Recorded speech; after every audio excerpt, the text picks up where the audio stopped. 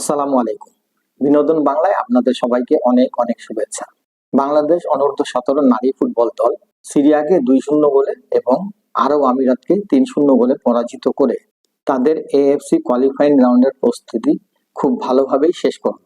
Match দুইটি বাংলাদেশ কেমন খেললো এই বিষয়ে মন্তব্য করাটা খুব কঠিন, কারণ লাইভ দেখার তো কোনো সুযোগই ছিল না এবং ইউটিউব এবং ফেসবুক, মোট কথা সোশ্যাল মিডিয়াতে কোথাও এর হাইলাইটসও খুঁজে পাওয়া যায় না। তবে দলের যিনি কোচের দায়িত্বে আছেন সাইফুল বারী টিটু ভাইয়ের নেতৃত্বে 2024 সালে বাংলাদেশ অনূর্ধ্ব-16 নারী ফুটবল দল সাফ উইমেন্স চ্যাম্পিয়নশিপে চ্যাম্পিয়ন হয়।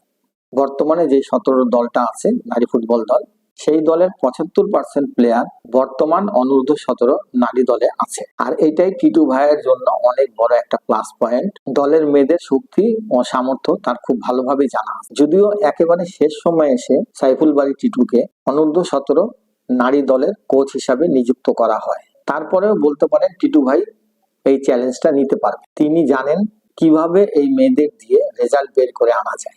9ই অক্টোবর বাংলাদেশের মেয়েরা আরব আমিরাতের সাথে ম্যাচ শেষ করার পরে 10ই অক্টোবর দল জর্ডানের উদ্দেশ্যে রওনা হবে এএফসি অনূর্ধ্ব-17 নারী ফুটবলের কোয়ালিফাইং রাউন্ডের খেলায় অংশগ্রহণ করার জন্য। বাংলাদেশ আছে গ্রুপ এইচ-তে।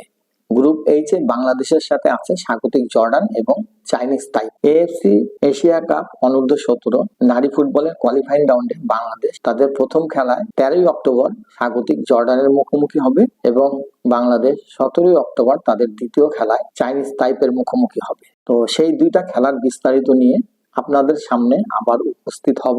আজকের মতো আপনাদের সবার কাছ থেকে বিদায় নিচ্ছি। আসসালামু আলাইকুম ওয়া রাহমাতুল্লাহ।